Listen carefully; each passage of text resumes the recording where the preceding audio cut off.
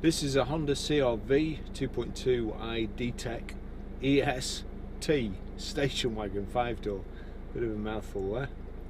It's a diesel manual, 148 brake horsepower.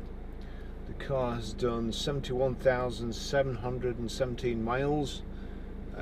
Like new inside and out, kind of a dark grey metallic with leather and Alcantara seats, front central armrests, fuel economy 35.3 urban, 50.4 extra urban and 43.5 combined. 0 to 60 in 9.6 seconds and a top speed of 118 miles an hour. Good spec as all Hondas. I can virtually say that every Honda I've ever sold, I can't remember having one back for any problems, and I've sold a lot of Hondas in my time. So I'm particularly fond of these models, particularly fond of this sort of SUV version.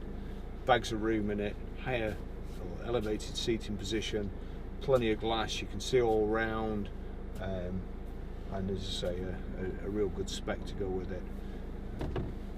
I'll just take you for a ride in it and try and tell you a few things about it on the way.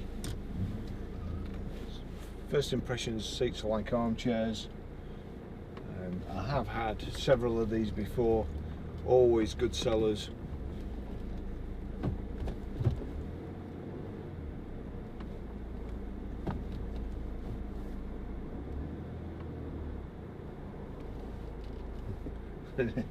As soon as I try and get out of here when I'm filming, cars come from everywhere and pedestrians do too. So we're off.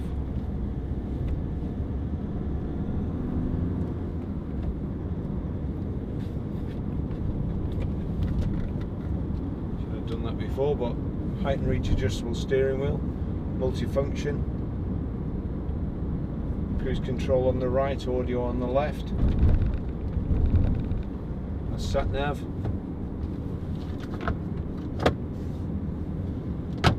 usual kind of roller glove box there and one underneath. 6-speed gearbox. And it's got headlamp wash. It's also got power folding door mirrors. The air conditioning is lovely and cold today, so it's a warm day in the UK. Heated seats. You've got not exactly a conventional handbrake, but it's more like a pilot's throttle handbrake, but it's really good because you can get plenty of leverage on it. Pull back nice and hard. Make sure you're not going to go anywhere. Alloy wheels. It has plastic wheel arch and sill protectors.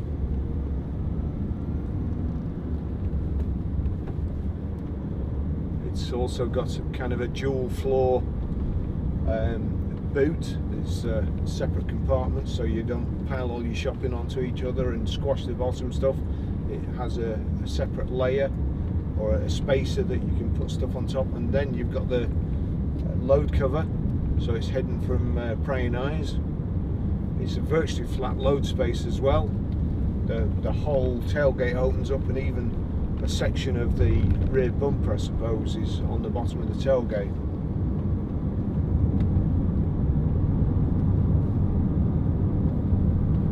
Tells you when to change up and down on the display there in the rev counter. We've got a fuel computer in the centre.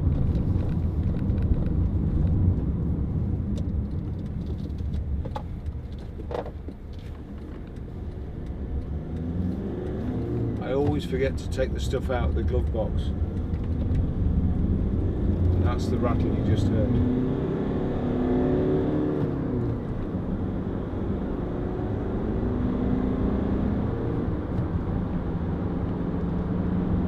Great engine.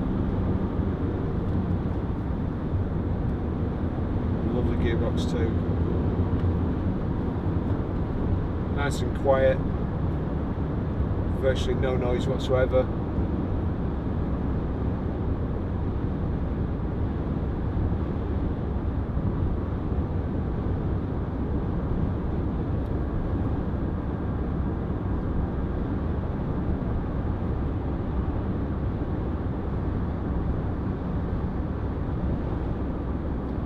very comfortable ride.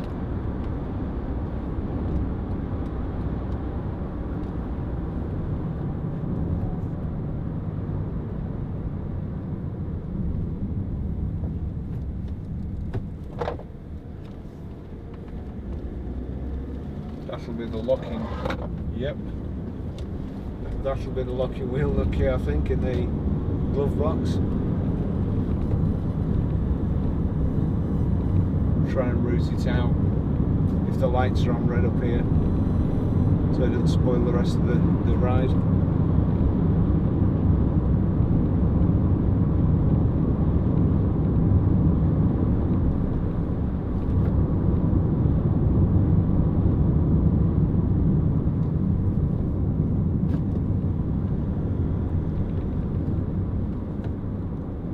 Usually when I want to do something, the lights change to green immediately.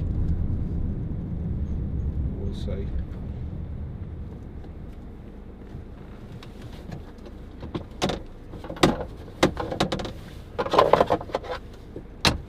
Yep, that's it.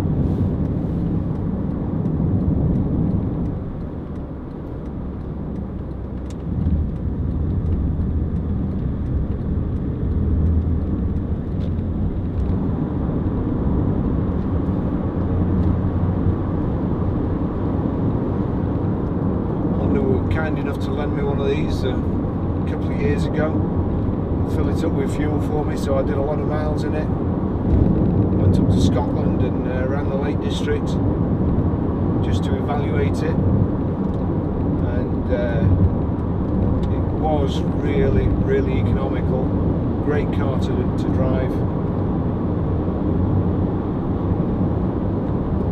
It's just going a little bit over the speed limit there, which, so we're on 70 miles an hour there.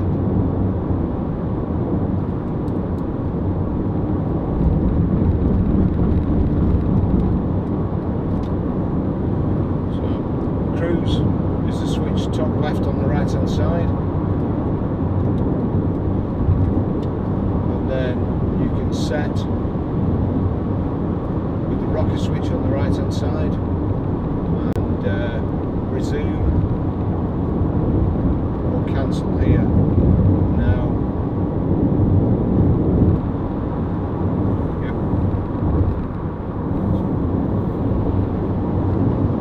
The top one increases speed by a couple of miles an hour, and the bottom one, so you can set it dead on the speed limit you want.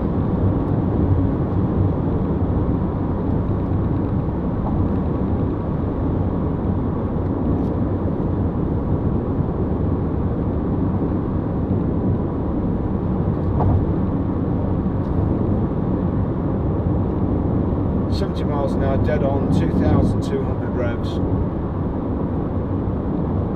which again, in a big car, it's obviously geared for economy and comfort.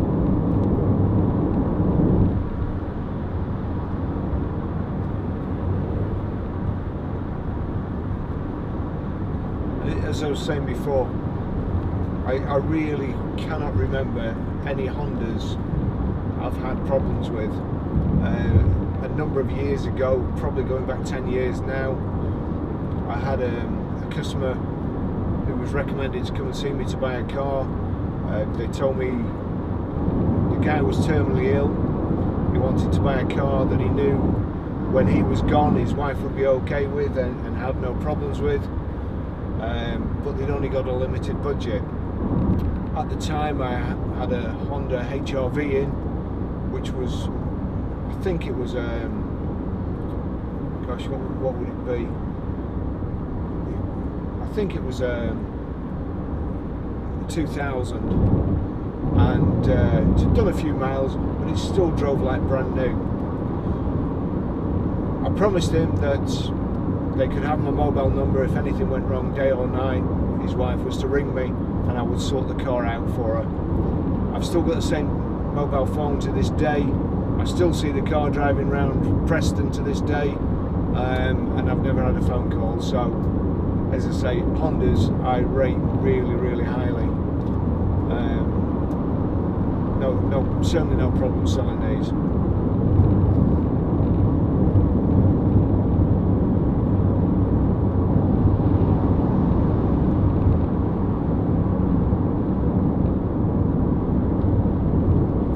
Good registration number in front there. I'm assuming that the name's Crystal. CR15TOL. Could be a Christian name, could be a surname, I'm not sure.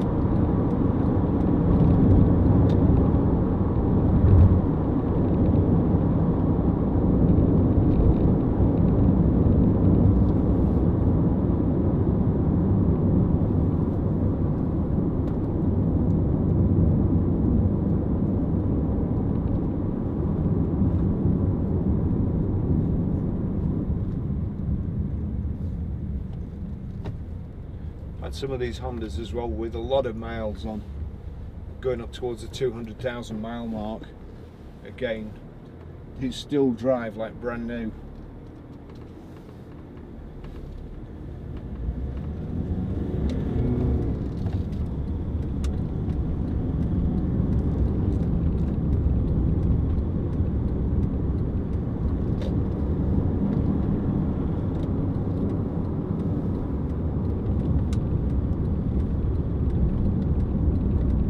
Actually, I'm not going to go back along the motorway. I'm going to go back the old way.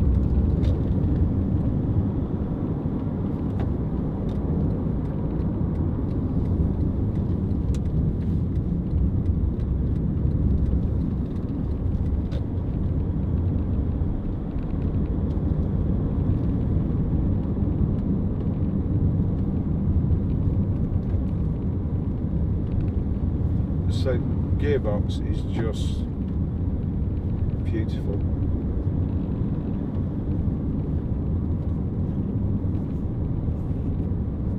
It's basically a one finger change.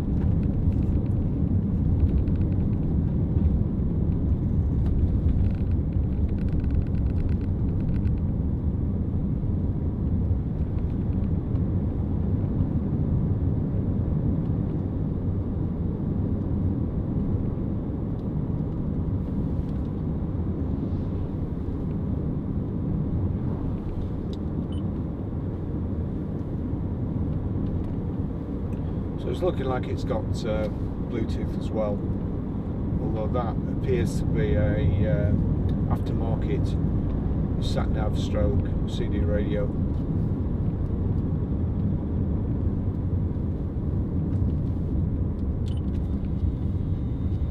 Very, very futuristic there as well. So you've got SD card slot in there as well as CD, and it tells me it is Bluetooth, and it plays MP3 and also WMA. I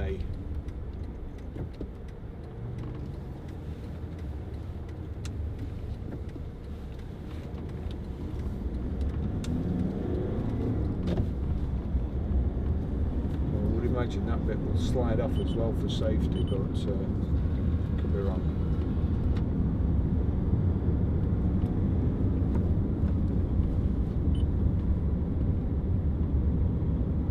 I'm wondering whether you can stream your music from your phone through it as well, which I'll check when we get back to the garage.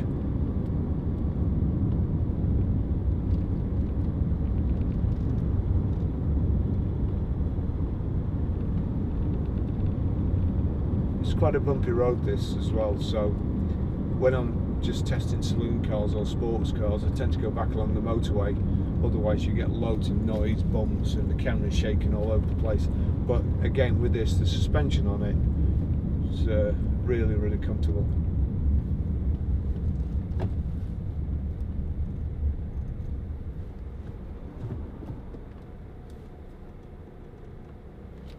White van man can't wait there, so he's overtaking us all. Tosser. Absolute tosser. A lot more important than the other people who were just queuing to let the guy get in.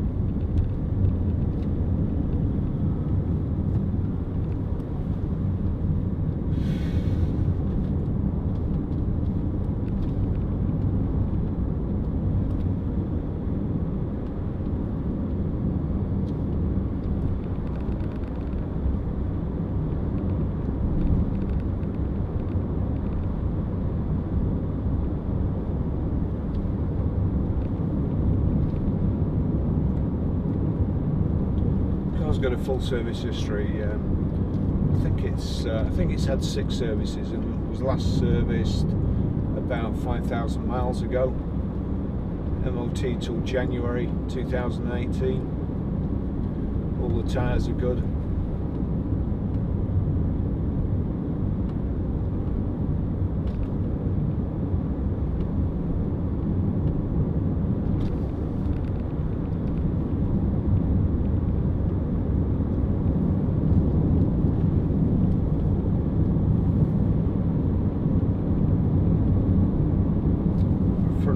Parking sensors too.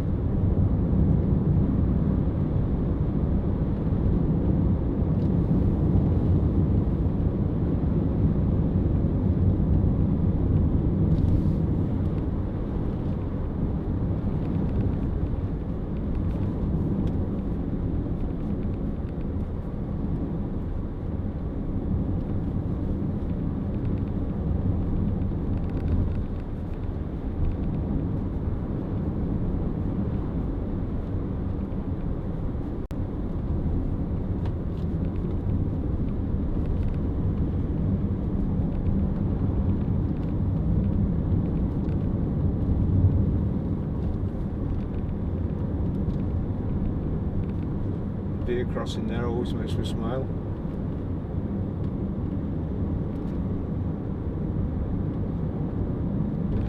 If I can remember, I'll try and find a letter that was written to one of the newspapers about the deer crossing, where somebody wrote in and said they put the deer crossing on the busiest part of the road. They should move it to a quieter part.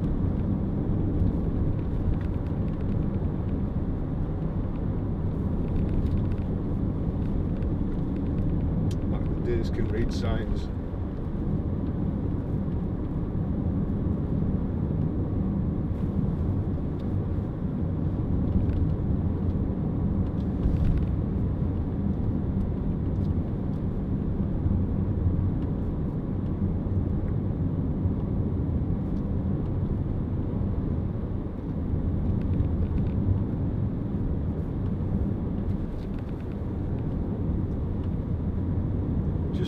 Just out. We've got a live chat back at the garage. Unfortunately, I can't take it here, so hopefully either John or Auto Trader have picked it up.